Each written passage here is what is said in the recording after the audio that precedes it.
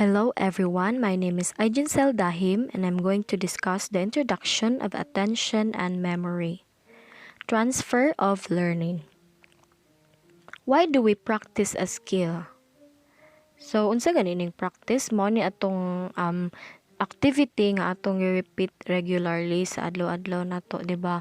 The importance of practice is for teaching and learning, and practicing is mo po na itong ginabuhat, no, whether you know it or not, and that's why practice is important.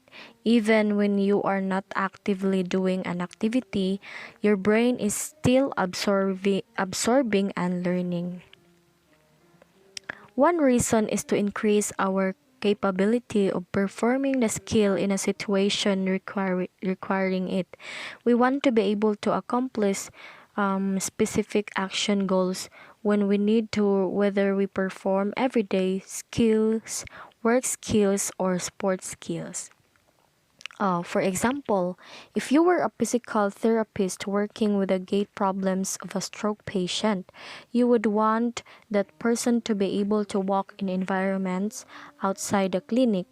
The patient should be able to walk at home, in the workplace, at the grocery store, in the mall, etc. So, mao po niyang example sa practice, guys. What is transfer of learning? Transfer of learning is the main purpose of any learning or education. So, maka-acquire sab siya og knowledge or skill. Then, transfer of learning also is learning. Researchers generally define transfer of learning as the influence of previous experiences on performing a skill in a new context or on learning a new skill. This influence may be positive or negative or neutral, zero. Positive transfer occurs when previous experience facilitates the learning of a new skill or the performance of in a new context. Each of the examples presented in the application section at the beginning of this chapter involve positive transfer. So, negative transfer occurs when previous experience hinders or interferes with the learning of a new skill or the performance of a skill in a new context. For example, a person who has learned the forehand in tennis before learning the forehand in badminton often experiences some initial negative transfer for learning the mechanics of the stroke.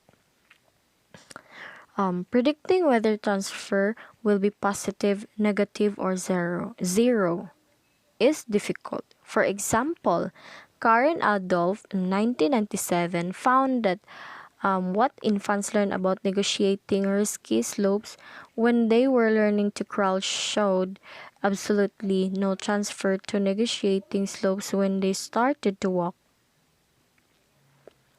So, why is transfer of learning is important? We pointed out earlier that the principle of transfer of learning is an important part of educational curriculum development and structural methodology. The development of pre-competition practices in sports and the development and implementation of rehabilitation protocols. So, important gid ni siya sa ato, labi na as what I've said ganina, nga maka-acquire siya og some knowledge or skills, and will be able to transfer such knowledge and skill to real life situation and adapt himself or herself more effectively. Thus, from a practical point of view, the transfer principle is very significant for establishing effective motor skills learning environment. So, the sequence of mathematical skills provide a very useful practical example of the transfer principle as it relates to curriculum development in schools. The curriculum from grades K through 12 is based on a simple to complex sequence. So, dili ta mag-move sa Gentile taxonomy to develop skill progression. So, Gentile's taxonomy of motor skills provide a good example of how the transfer principle can be implemented in any skill training situation. The taxonomy presents 16 categories of skills. So nag-ano siya guys, nag-present siya og 16 ka categories of skill. Systematically sequenced from less to more complex according to specific skills characteristics. So we highlighted that one used for the taxonomy was to guide the selection of a functionally appropriate sequence of activities during clinical rehabilitation. So, ang taxonomy pod guys is mao ni siya ang guide sa selection during clinical rehabilitation. Gentile's taxonomy can also be used to develop skill progressions in coaching and physical education contexts. So, for example, a surfing instructor might be dry land drills when teaching students how to paddle and stand up on a board before letting them try to skills in the water. The instructor assumes that there will be positive transfer from the dry land drills to the performance of the skills in water. So Kunzel and Lucas by 2011 provided an illustration of how the transfer principle could be used to facilitate learning to snowboard. So maning guys, duha ka tawo si Kunzel and Lucas. Sila ang nag-provide sa illustration para on how the transfer principle could be used. Okay. Students in an experimental group were given 5 skateboarding lessons before joining a control group for a 6-day snowboarding trip. Expert video-based ratings of performance revealed no significant group differences on the second day of snowboarding practice. However, the students who had received prior skateboarding practice significantly outperformed the control students on the 6th day of practice. Hi, good morning each and everyone. So, by the way, my name is Amalia Pagol Mabagor and I am the continuation reporter of Chapter 5, which is the Transfer of Learning. And my topic is all about assessing the effectiveness of practice and condition. So, what is assessing the effectiveness of practice conditions? For many instructors, coach, or even our therapists who want to determine the effectiveness of a practice routine or instructional method, the rule of thumb should be the transformative performance will be provided the best assessment. So, sinasabi dito, karamihan daw sa mga instructor, coach, or even a therapist na gustong i-determine ang effectiveness of practice routine or instructional method, the rule of our thumb or ang ating hinlalaki will be provide the best assessment. Kung matatandaan ninyo sa discussion sa Chapter 3 concerning the assessment of motor skill learning, sinasabi doon, a person performed during practice can over or underestimate what the person is actually learning. So, ayon dito, kapag daw ang isang tao or isang atleta, kung sasabihin, was performed during the practice, ay may possibility na lumaki or lumiit ang kanyang learning. Nakuha nyo? So, this is same principle applied to assessment of practice routine, skill progression, and instructional method. We can know their effectiveness only by determining their impact on performance in the situation for which the practice or instruction was designed to prepare the student, athlete, or patient.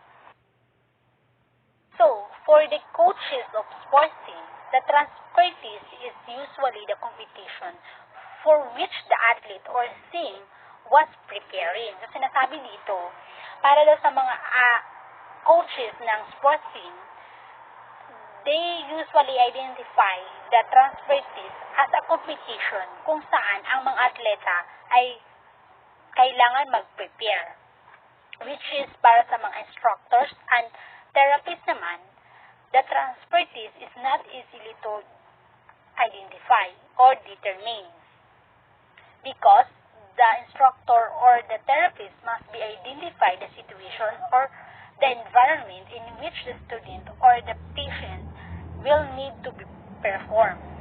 So, kung sa coaches, they identify the transfer test as a competition. Para naman sa mga instructor and therapist,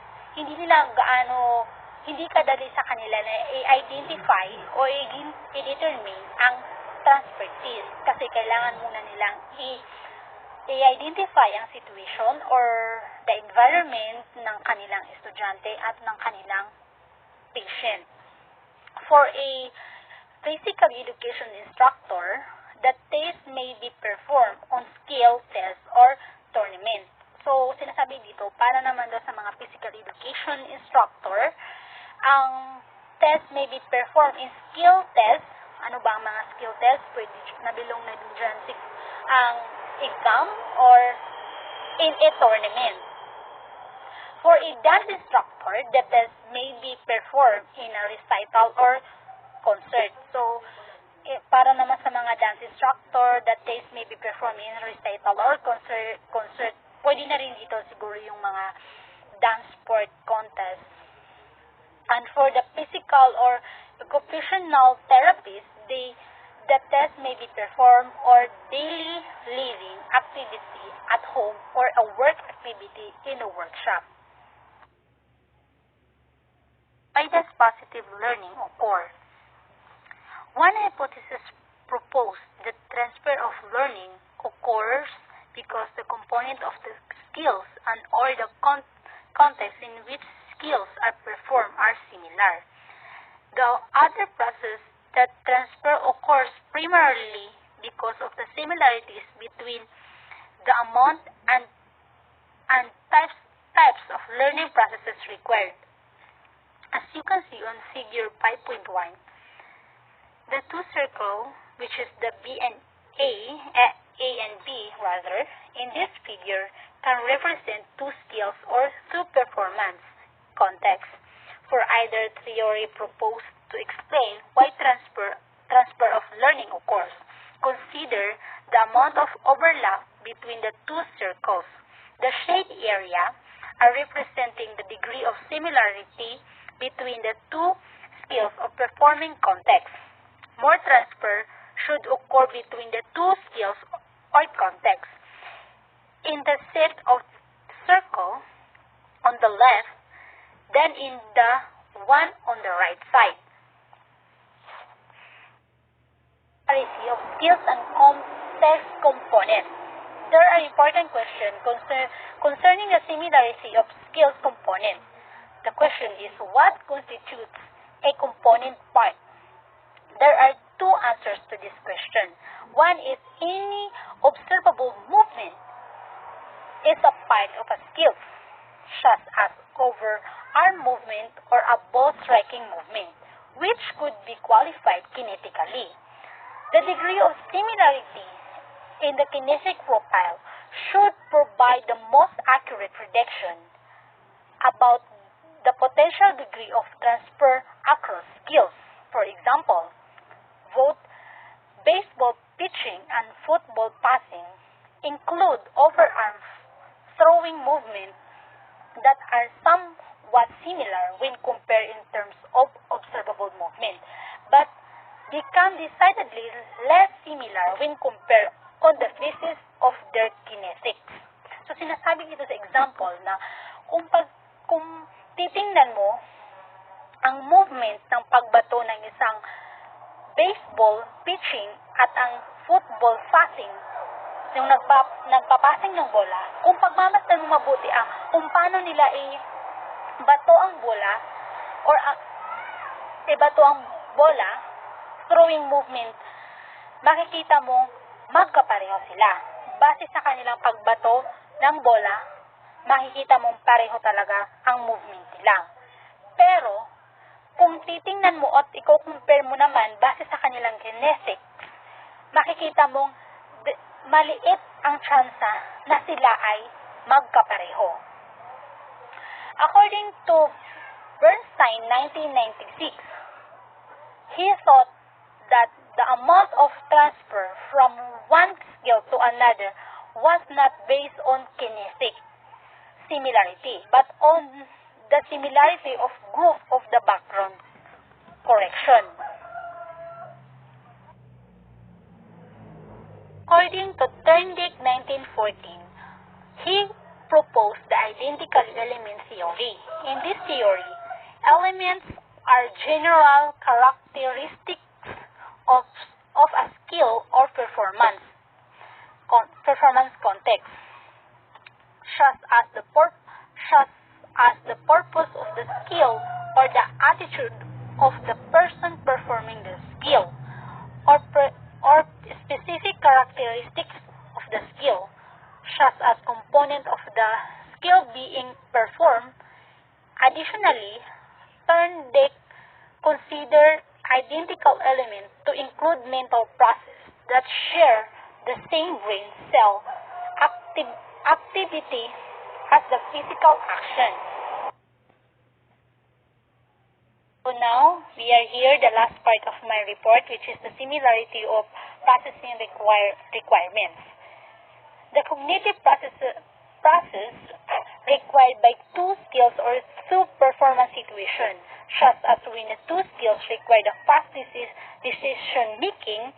This hypothesis finds its clearest expression in the view that explains transfer effect in terms of transfer appropriate processing, Seeley, 1988. Transfer appropriate processing theory is the similarity in cognitive process required by two performance or learning situation. In this view, transfer is determined by the similarity between the cognitive process required by transfer task and cognitive processing engaged in during training. So, sinasabi dito, ang similarity cognitive process is required lamang by two performance or learning situation. So, required lamang ang cognitive processes pag nasa two performance ka or nasa dalawang situation ka. As you can see at the side, mayroong naka-explain dyan about the identical element theory. Identical element theory is an explanation of positive transfer, proposing that transfer is due to the degree of similarity between the component part of the characteristic of two skills or two performance context. So, nakalagay dito, ang identical element theory ay explanation lamang siya of the positive transfer, proposing the transfer is due to the degree of similarity between the component part of characteristics or of two skills or two performance contexts, which is the transfer appropriate processing theory is an explanation of positive transfer, proposing that transfer is due to the similarity in the cognitive processing characteristics required by two skills or two performance situations. So, thank you. That is the ending of my report. Good day, everyone. I am Jude Vincent Timuhelio. I am the next reporter of this group, and my topic is learning how to learn as an expert of transfer. The specificity principle asserts that skill acquisition is specific to the task that are learned and the context in which they are learned in contrast. Learning that transfer accusation of many new tasks. So, according to Harlow, who was the first to introduce the idea of learning how to learn, which he labeled learning sets in a very well cited review of how animals learn to discriminate object properties.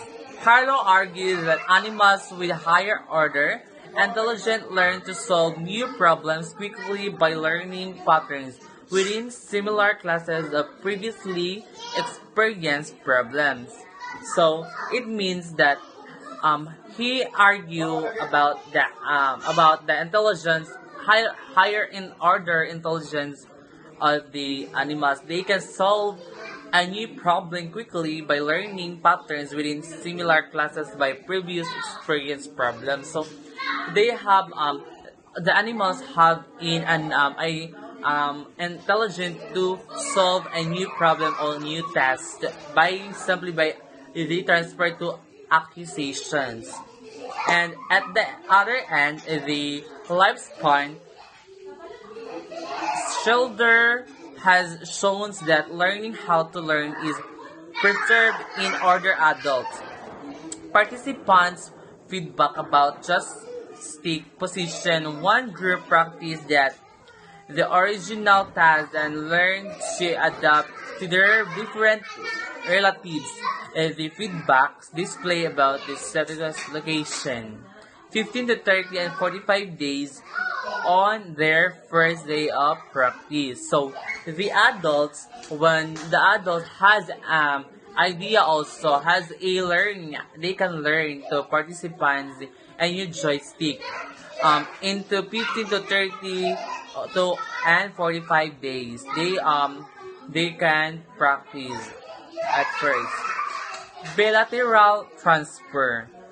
When transfer of learning relates to learning, they share when transfer of learning relates to learning of the same but with the control letter line, it is known as a bilateral transfer. Although it is sometimes referred to as intermanual transfer, cross transfer, or cross education. Experimental evidence of bilateral transfer. Experiments designed to determine whether bilateral transfer does indeed occur have followed similar experimental designs. The next typical design has been the following. So for the example, this one. For example, pre-test. You have a pre-test and practical trial post-test. So you need to, this will be the test of bilateral where preferred line, non-preferred line. So you can apply or you can test yourself or tell other adults to know their accusation, how they practice or how they can get or solve the problem. Bilateral transfer of learning that occurs between two limbs. In fact, the bulk of the evidence demonstrating bilateral transfer in motor skills can be found in the psychology journals at the period. So, according to the Quran, you can find the bilateral transfer in other skills found in the psychology journals. It's something that can find in other and I think that is my end of my report. Thank you so much. Good day, everyone. I'm Arnil D. Nueva Jr., and this is my report, The Cognitive Explanation of Bilateral Transfer.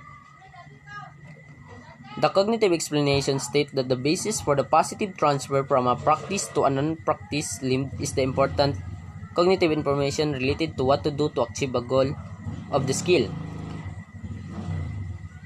Refers to transfer from limb on one side of the body to another limb on the opposite side of the body, normally the contralateral limb.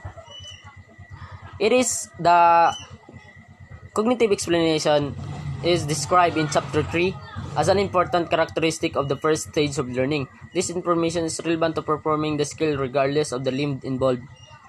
As a result of practice with one limb, the relevant cognitive information is acquired and stored in memory, which then makes it available when the skill is performed with the other limb. We can relate the cognitive explanation of bilateral transfer to the identical elements theory. There are three types of bilateral transfer: the symmetrical member, same-sided member, and the diagonal member. As you can see below the symmetrical member, those are the examples. The motor explanation bilateral transfer. It incorporates the generalized motor program and dynamical system theories of motor control, as well as our understanding of motor difference in nervous system. According to the generalized motor program, GMP theory, the muscles involved in the performance of the skill are not an invariant characteristics of the GMP. Rather, muscles are a parameter that the person adds to GMP to allow the achievement of an action goal in a specific situation. A goal achievement can be attained for many motor skills by using a variety of movements. Thus, the GMP does not develop as a muscle-specific program to control motor performance. This means that the GMP theory predicts that because of practicing a skill with one limb establishes the development of a GMP with its invariant characteristics. The skill could be performed with contralateral limb by applying to the GMP the muscles parameter for that limb. System theory of motor control. It provides a basis for bilateral transfer. It refers to skill learning as effector independent, which means that when a motor skill is learned, coordination dynamics are learned without reference to the limb or limbs involved in practicing the skill.